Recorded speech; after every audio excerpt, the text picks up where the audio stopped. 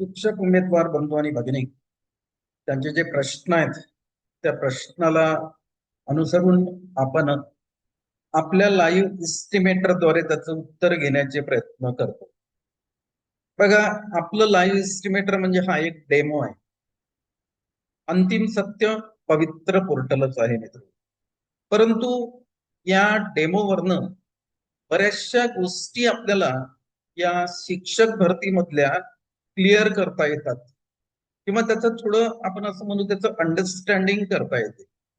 कारण शिक्षक भरतीमध्ये आपण जितका स्टडी केला त्याच्याविषयी तितका थोडा आहे आणि जितका जास्तीत जास्त आपले शिक्षक उमेदवार बंधू आणि भगिनी स्टडी करतील तितके त्यांची जी सिलेक्शनची प्रोबॅबिलिटी आहे मित्र हो ती भरपूर प्रमाणात वाढते असा एक अनुभव आहे.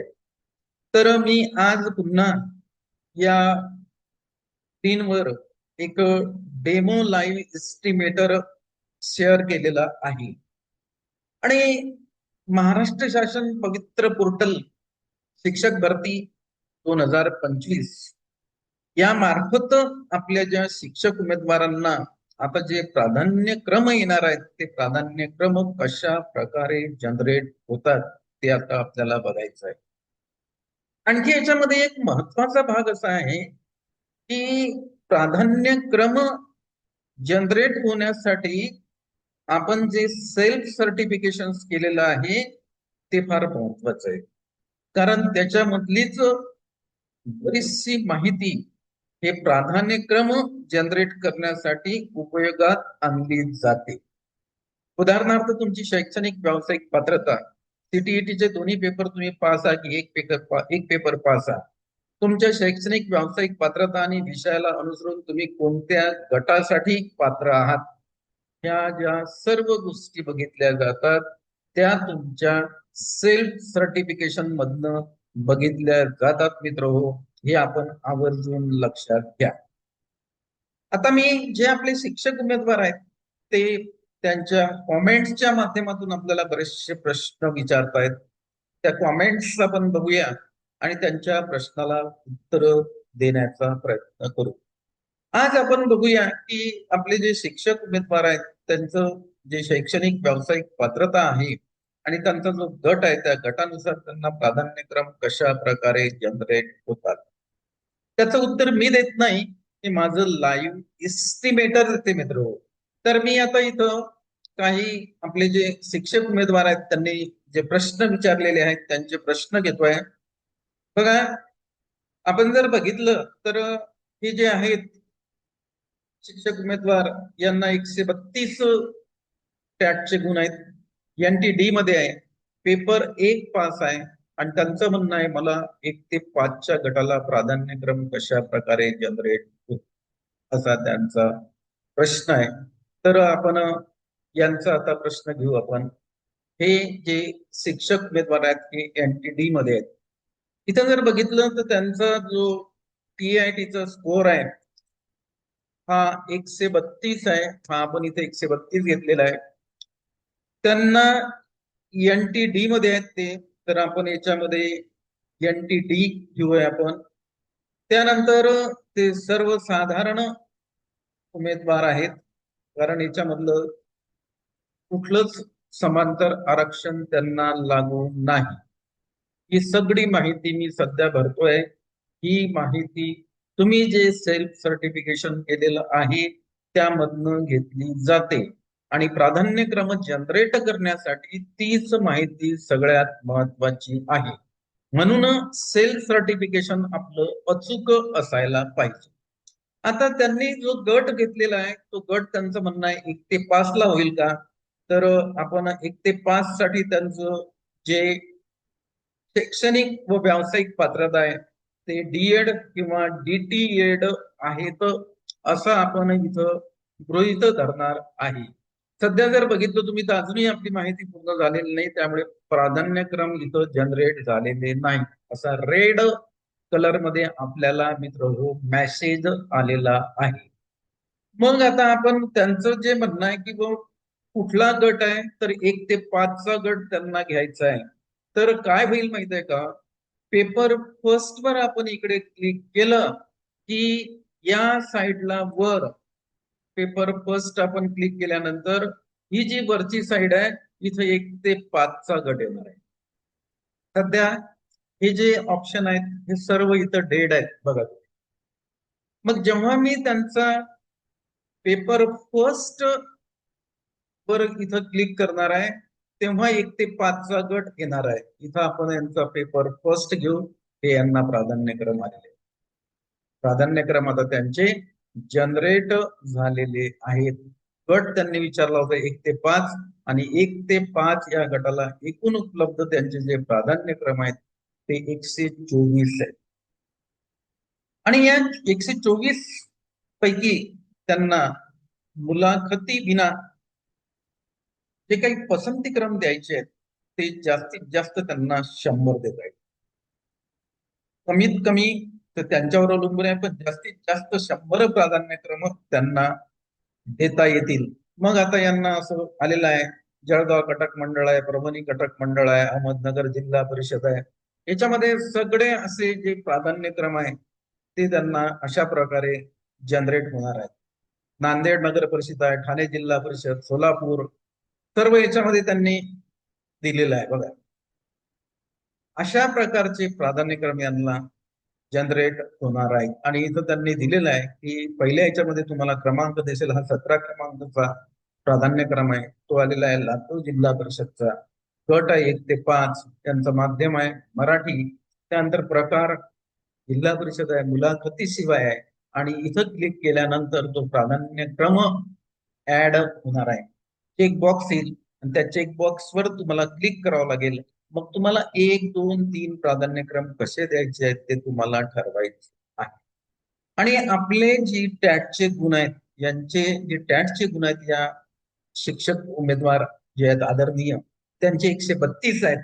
त्याच्यानुसार त्यांना हे प्राधान्यक्रम जनरेट झालेले आहेत. आणि त्यांनी मागचे कट ऑफ विचारात घेऊनच या प्राधान्यक्रम हे सिलेक्ट करायला पाहिजे. आणि त्यानंतर त्यांना ते लॉक करावे लागतात. आणि एकदा का तुम्ही जर प्राधान्यक्रम लॉक केले, कारण प्राधान्यक्रम जेव्हा तुम्ही लॉक करता तेव्हा तुम्हाला ओटीपी येईल, म्हणजे तुम्ही लॉक करून राहिले हे स्पष्ट होते, कारण तुमच्या मोबाईलवर ओटीपी येईल. आणि जेव्हा तुम्ही प्राधान्यक्रम लॉक करता त्यानंतर त्या प्राधान्यक्रमामध्ये तुम्हाला कुठलाच बदल करता येत नाही. म्हणून ही सगळी प्रोसेस आपले जे शिक्षक उमेदवार बंधू आणि भगिनी आहेत त्यांना डोळ्यामध्ये अक्षरशः तेल घालून करायची आहे. अशी जी म्हण आहे, डोळ्यात तेल घालून, म्हणजेच अत्यंत जबाबदारीनं ही प्रोसेस आपल्या शिक्षक उमेदवारांना पार पाडायची आहे. नाही तर मी या अगोदर सुद्धा सांगितलेलं आहे की बरेचसे शिक्षक उमेदवार आहेत ते कॅफे सेंटरवर जातात, त्यांचा पासवर्ड त्यांच्याकडे, युजर नेम कॅफेवाल्याकडे, प्राधान्यक्रम जनरेट झाले का तुम्हीच त्यांना देऊन टाका प्रेफरन्स, असं होते. आणि नंतर मग काय होतं माहिती आहे की आपले गुण जास्त असून आपण सिस्टीमच्या बाहेर राहतो आणि कमी गुण असलेले जे शिक्षक उमेदवार आहेत ते सिस्टीमच्या आतमध्ये जातात, म्हणजे त्यांना नोकरी मिळते. कारण काय, तर आपण आलेले प्राधान्यक्रम हे 100% भरत नाही. आणि आपण कॅफेवाल्यांना सांगून देतो की चांगले चांगले व्यवस्थित प्राधान्यक्रम तुमच्या मनाने भरून द्या. तर हे बेजबाबदारपणा झालेला आहे. इतका बेजबाबदारपणा याच्यामध्ये चालत नाही. आपल्याला प्राधान्यक्रम जनरेट झाल्यानंतर प्राधान्यक्रम जेव्हा आपण देऊ तेव्हा आपल्याला ते काम जबरदस्ती, ते एकदम असं म्हणू आपण की त्याच्यामध्ये फार स्टडी करून आपल्याला ते प्राधान्यक्रम द्यायचे आहेत. कुठले आपले शिक्षक उमेदवार आहेत काही आपण घेऊ, त्यांचे प्रश्न आलेले आहेत बघा. 131 आहेत, SC मध्ये आहेत आणि डीएड आहे आणि टीईटी एक पेपर यांचा पास आहे. तर बघू आपण यांचा काय, यांना प्राधान्यक्रम कसे जनरेट होतील काय नाही. डीएड असल्यामुळे आणि एक पेपर पास असल्यामुळे यांचं आपल्याला पुन्हा 1 ते 5 घ्यावं लागेल. आणि यांची जी कॅटेगरी आहे ती SC आहे आणि इथे यांनी समांतर आरक्षण लिहिलेलं नाही. तर आपण आता 131 इथं आपण जो स्कोर आहे तो आपल्याला 131 करायचा आहे. हा 131 केला मी. हे सर SC मध्ये आहेत, तर आपण इथं SC मध्ये घेऊया. आणि त्यानंतर सध्या आता तुम्हाला इथं प्राधान्यक्रम दिसत नाहीत त्यांचे. मग आपण काय करू, त्यांचं असं म्हणणं आहे की मी डीएड आहे, तर त्यांना आपण इथं डीएड मध्ये घेणार आहे. त्यानंतर टीईटीचा पेपर 1 पास आहेत आणि याच्यामध्ये क्लिक केलं की एकदम राईट साईडला तुम्हाला असं दिसेल की प्राधान्यक्रम इकडे जनरेट होतात, कारण मी याच्याखाली जनरेट स्विच ऑन केलेला आहे. मग इथं आपण क्लिक केलं की बघा पेपर 1 म्हटलं इकडे वर बघा तुम्ही, वर असं येणार आहे 1 ते 5. त्यांचा इलिजिबल ग्रुप जो आहे, जो गट आहे 1 ते 5 आणि त्यांना हे आलेले जे आहेत 123 प्राधान्यक्रम या सरांना आलेले आहेत. अशा प्रकारचे हे प्राधान्यक्रम तुम्हाला सर्व याच्यामध्ये दिसतील. सुरुवातीला जे प्राधान्यक्रम दिसतात ते सगळे मुलाखती शिवाय असतात आणि त्यानंतर ते प्राधान्यक्रम आपले जे शिक्षक उमेदवार बंधू आणि भगिनी आहेत त्यांना ते प्राधान्यक्रमाचं सिक्वेन्स ठरवल्यानंतर ते लॉक करावे लागते. कुठली कमेंट्स जे आलेली आहे ते आता घेतोय. अजून कुठले आहेत आपले 130 आहेत, SC आहेत, MA BEd आहेत आणि सोशल सायन्स आणि मराठी यांचा विषय आहे. बघा यांनी CTET किंवा TETचा एकही पेपर दिलेला नाही. त्यामुळे हे जे शिक्षक उमेदवार आहेत हे 9 ते 10 साठी पात्र आहेत आणि 11-12 साठी पात्र आहेत. तर माझं यांना एक सांगणं राहील की सर तुम्ही MA BEd आहेत, त्यामुळे मराठी तुमचा विषय आहे, तर ज्युनियर कॉलेजसाठी तुम्ही अवश्य प्रयत्न करा आणि तुमचा स्कोर 130 आहे. याच्या 75% मुलाखतीसाठी काउंट होतात ज्युनियर कॉलेजमध्ये. हा सुद्धा एक तुमचा बेनिफिट आहे, आपण लक्षात घ्यावं. कारण यावरही मला एक व्हिडिओ टाकायचा आहे. कारण काय असते माहित आहे का की आपण मुलाखती विना म्हणतो. आता मुलाखती विनाच्या जागा किती, 10 ते 15,000 जागा येतील, पण 1,70,000 उमेदवार आहेत.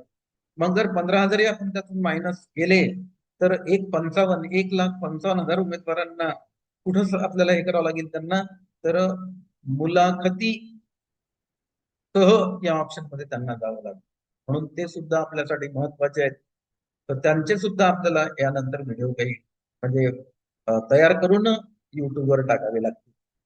तर बघा 130 आणि SC असा यांचा स्कोर आहे. आपलं लाईव्ह एस्टिमेटर यांचे जे प्राधान्यक्रम जनरेट व्हायच्या बाबतीत काय मेसेज देते आपण बघूया. सध्या आपण हे जे प्राधान्यक्रम आहेत हे सध्या इथं आता नाही आहेत.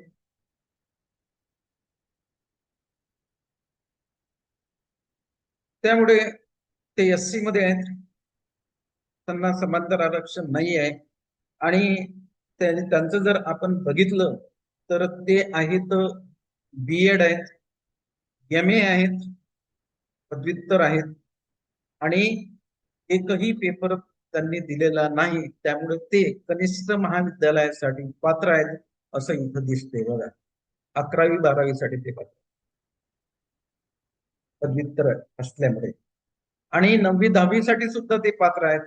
मग आपण याच्यामध्ये जर त्यांचा डेटा पदवी आणि BEd घेतला तर ऍडिशनल त्यांना प्राधान्यक्रम येतात हायस्कूलचे पण. हे 9-10चे पण त्यांना आता इकडे तुम्हाला प्राधान्यक्रम आलेले दिसतील बघा. हे 9 आणि 10चे पण. म्हणजे या सरांना यांचं क्वालिफिकेशन जरी MA BEd आहे, परंतु BA BEdच्या भरोशावर ते 9-10लाही पात्र आहेत आणि MA BEdच्या भरोशावर ते 11वी-12वी म्हणजे कनिष्ठ महाविद्यालयासाठी सुद्धा पात्र आहेत. लक्षात घ्या. त्यामुळे जेव्हा प्राधान्यक्रम जनरेट होतात तेव्हा ते प्राधान्यक्रम आपल्याला हे सुद्धा ठरावं लागेल या सरांना की मला अगोदर प्राधान्यक्रम 11-12ला द्यायचे की 9-10ला द्यायचे. त्याचा सुद्धा आपल्याला निर्णय व्यवस्थित अभ्यास घेऊन आणि जागेची उपलब्धता आपल्याला बघावं लागणार आहे. हाही एक त्याच्यामध्ये महत्वाचा आहे.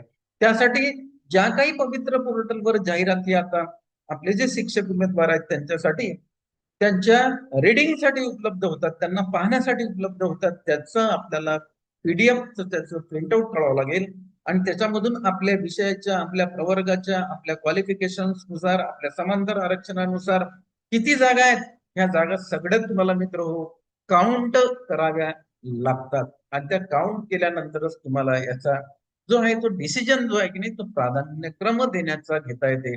अन्यथा काहीतरी मग चेकबॉक्स मध्ये आपण क्लिक केलं असं दिसते. तर बघूया सरांना आपण जवळपास यांना 120 प्राधान्यक्रम इथं जनरेट झालेले आहेत आणि काही प्राधान्यक्रम तुम्हाला मुलाखतीशिवाय दिसतील, यांना 9 ते 10चे असे दिसतात. बघा, धुळे जिल्हा परिषद आहे 9 ते 10, मराठी माध्यम हे मुलाखतीशिवाय आहे.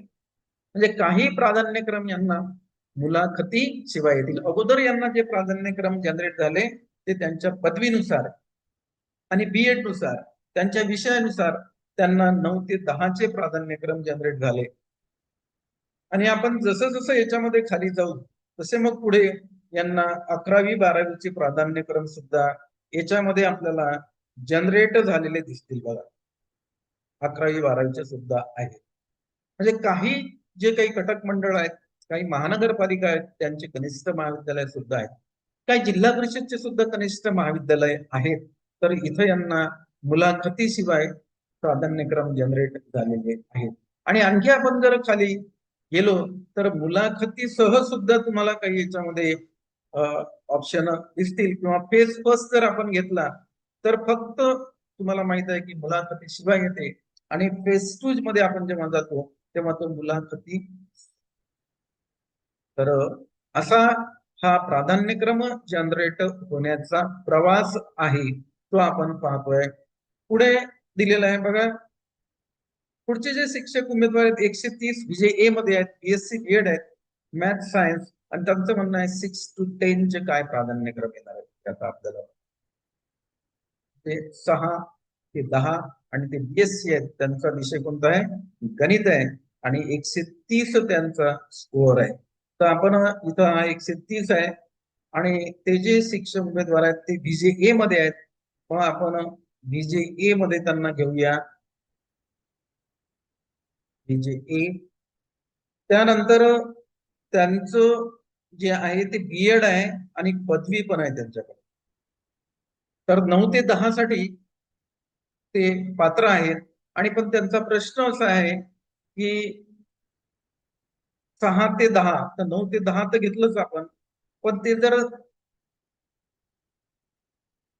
विषयानुसारची जी परीक्षा आहे ती जर पास असेल पेपर 2, तर आपण याच्यामध्ये जर क्लिक केलं तर त्यांना इकडे 6 ते 10चे प्राधान्यक्रम याच्यामध्ये ऍड होतात. तर असे ही जे प्राधान्यक्रम तुम्हाला जनरेट होतात, ते जनरेट झालेले प्राधान्यक्रम अभ्यासाअंती मला त्याला म्हणजे चेकबॉक्स नुसार त्याला सिलेक्ट करायचं आहे आणि त्यानंतर तुम्हाला ड्रॉप करायचं. पुढे जाऊया आपण. पुढचे जे शिक्षक उमेदवार आहेत त्यांनी काय कमेंट्स केलेले आहे, 120 ते 129 गुण असणारे उमेदवार याच्यामध्ये आलेले आहेत. बघा, यांचे टॅटचे गुण 126 आहे, ओबीसी प्रवर्ग आहे. MA हिस्ट्री आणि पॉलिटिकल सायन्स यांचं असं म्हणणं आहे. MA जर यांचं हिस्ट्री आणि पॉलिटिकल सायन्स आहे तर मला असं वाटतं यांनी कनिष्ठ महाविद्यालयासाठी प्रयत्न करावेत या सरांनी. कारण MA झाल्यानंतर बीएड आहेतच ते, कारण 1 ते 12 पर्यंत त्यांनी विचारलेलं आहे. तर बघूया आपण आपलं जे पोर्टल आहे, म्हणजे लाईव्ह इस्टिमेटर आहे, ते काय यांच्याविषयी उत्तर देते ते आपण आता इथं बघायचं आहे आपल्याला. तर त्यांचा जो स्कोअर आहे 126 आहे, तो मी इथं टाकतोय 126. त्याच्यानंतर ओबीसी मध्ये आहेत, त्यांना समांतर आरक्षण नाही आहे, तर आपण इतर मागासवर्गीय घेतोय. त्यानंतर हे सर बीएड आहेत आणि पदव्युत्तर पण आहेत. आणि पदव्युत्तर आहेत, MA आहेत, म्हणजे त्यांच्याकडे पदवी आहे. म्हणजे 9 ते 10चे सुद्धा यांना जे काय ते प्रेफरन्स याच्यामध्ये आलेले आहेत. तर असे या सरांना एकूण 116 प्राधान्यक्रम इथं जनरेट झालेले आहेत.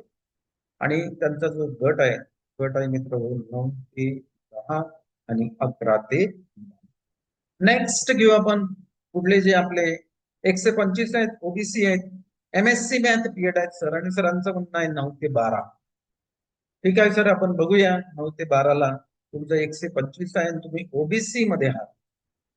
तर आपलं इस्टिमेटर काय तुमच्यासाठी आन्सर देते ते आपल्याला बघावं लागेल. 125 तुमचा स्कोअर आहे. त्याच्यानंतर तर ओबीसी मध्ये आहे, आपण इथं ओबीसी घेतलेला आहे. पुन्हा एकदा बघू, ओबीसी मध्ये आहे. आणि त्यांचं म्हणणं आहे की 9 ते 12 तर आपल्याला असं करावं लागेल, त्यांना पदवी घ्यावं लागेल, पदव्युत्तर पण घ्यावं लागेल, त्यानंतर बीएड घ्यावं लागेल आणि इकडे त्यांचे प्राधान्यक्रम जनरेट होतात. तर सर 114 जवळपास प्राधान्यक्रम तुम्हाला इकडे जनरेट झालेले आहेत. आणि तुम्हाला आता याला म्हणजे 9 ते 10 आणि 11 ते 12 तुम्हाला वर दिसेल ग्रीन मध्ये आहे. 9 ते 10 आणि 11 ते 12चे क्रम आणि एकूण जनरेट झालेल्या प्राधान्यक्रमाची संख्या जी आहे ती 114 आहे. पुढे जो आपण 123 आहे बीजे ए आहे सायन्स आणि 9 ते 10 ला विचारतात. काही हरकत नाही सर, आपण बघूया आपलं इस्टिमेटर तुम्हाला किती प्राधान्यक्रम जनरेट करते. 123 आहे.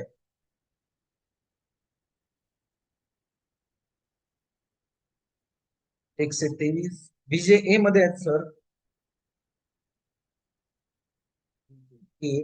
9 ते 10 साठी त्यांचा प्रश्न आहे. आता आपल्याला इथं 9 ते 10 घ्यावं लागेल म्हणजे पदवी प्लस सर बीएड आहेत आणि सायन्स त्यांचा विषय आहे. 9 ते 10 साठी त्यांना जनरेट झालेले एकूण प्राधान्यक्रम 112 आहेत आणि खाली तुम्ही जर बघितलं या प्राधान्यक्रमाची ही काही लिस्ट आहे, ती लिस्ट इथं दिलेली आहे बघा. हे सगळे तुम्हाला प्राधान्यक्रम जनरेट झालेले आहेत. तुमचा प्रवर्ग, तुमचा विषय याला अनुसरून जनरेट झालेले प्राधान्यक्रम आहेत. कुठले घ्यायचे आपल्याला, कुठले जे शिक्षक उमेदवार आहेत 120 आहे, ओबीसी आहे आणि बीए डीएड आहे. तर सरांचं बीए झालेलं आहे, डीएड झालेलं आहे. तर आपण असं गृहीत धरू की 6 ते 8 साठी बहुतेक सर पेपर 2 पास असतील, कारण त्यांनी दिलेलं नाही आहे. तरी मग आता मी पेपर 2 घेतोय त्यांचा. 120 इथं त्यांचं जे आहे स्कोर आहे तो घेतोय टीएआयटीचा. त्यानंतर सरांचा प्रवर्ग आहे ओबीसी. आपण ओबीसी प्रवर्ग घेऊया.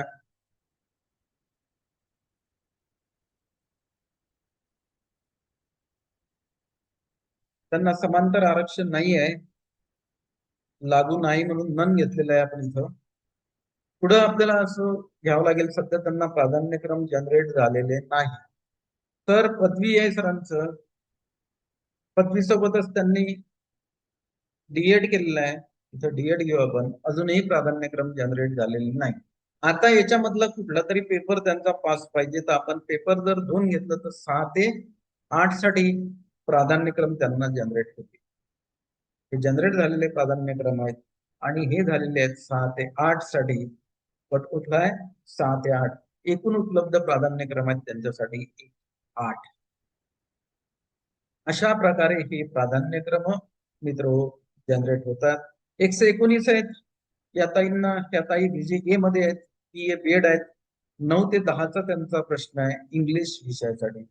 ताई आपण आपला एस्टिमेटर तुम्हाला किती प्राधान्यक्रम जनरेट होतात ते आता आपण बघूया. तुमचा स्कोर 119 आहे आणि तुम्ही बीजे ए मध्ये आहे, तुम्हाला समांतर आरक्षण आहे 119.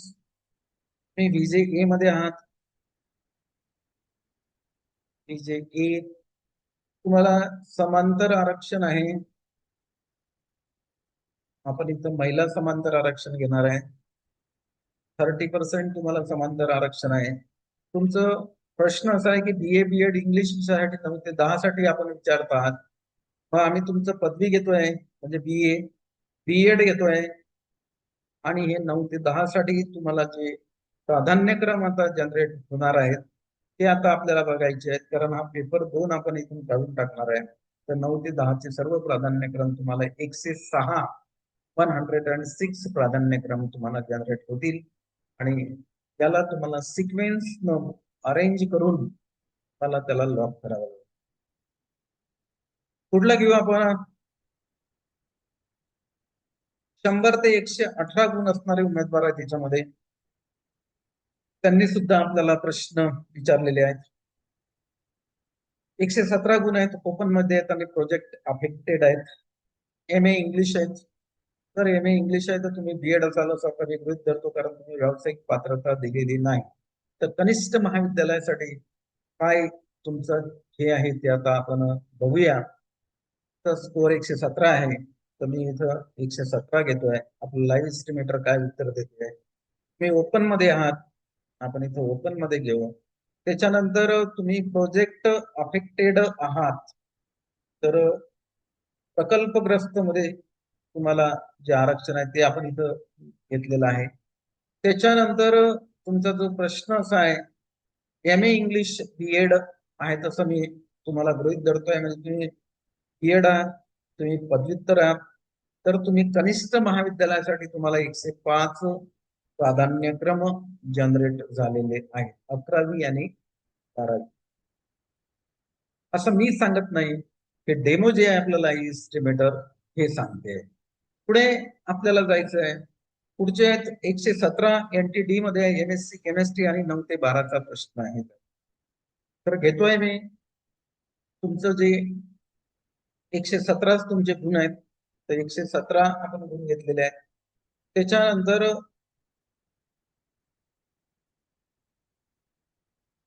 NTD मध्ये आहे, तुम्ही NTD घेतलेला आहे आपण.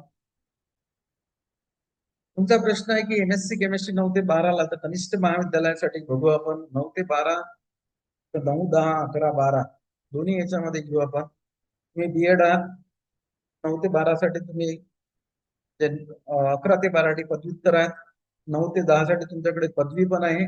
तर 104 प्राधान्यक्रम तुम्हाला जनरेट होतात. आणि तुमचा जो प्रश्न आहे त्याचं उत्तर बघा, 9 ते 10, 11 ते 12 मला जे जनरेट झालेले प्राधान्यक्रम आहेत मुलाखतीशिवाय, हे 104 इथं जनरेट झालेले दाखवते आमचं लाईव्ह डेमो.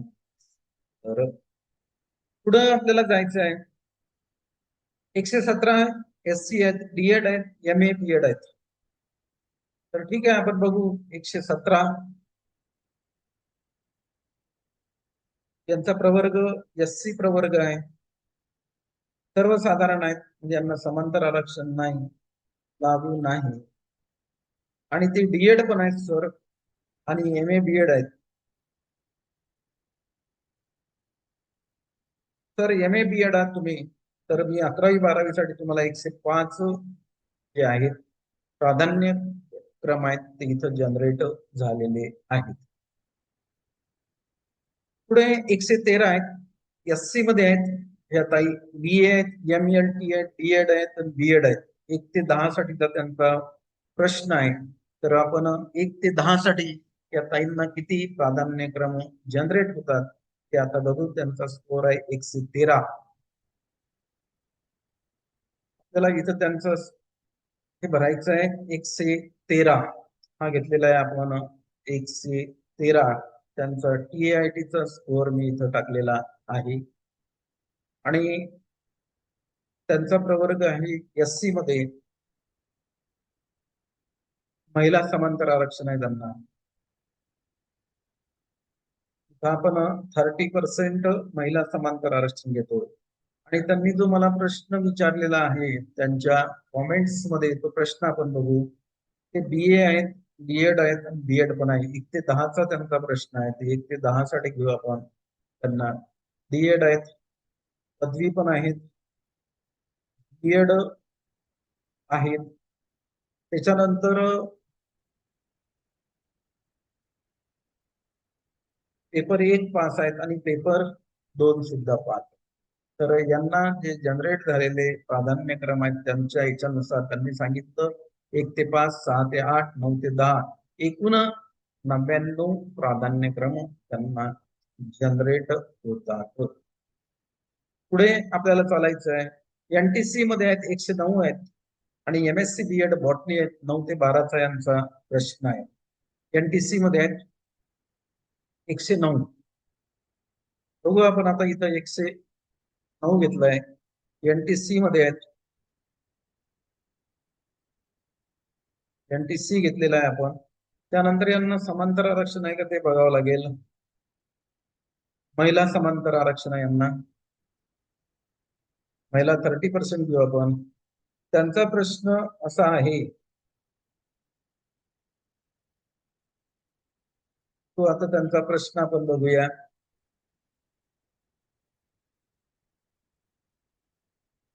नऊ ते 12चा प्रश्न आहे त्यांचा. तर आता आपण 9 ते 12 विषयी बघणार आहोत.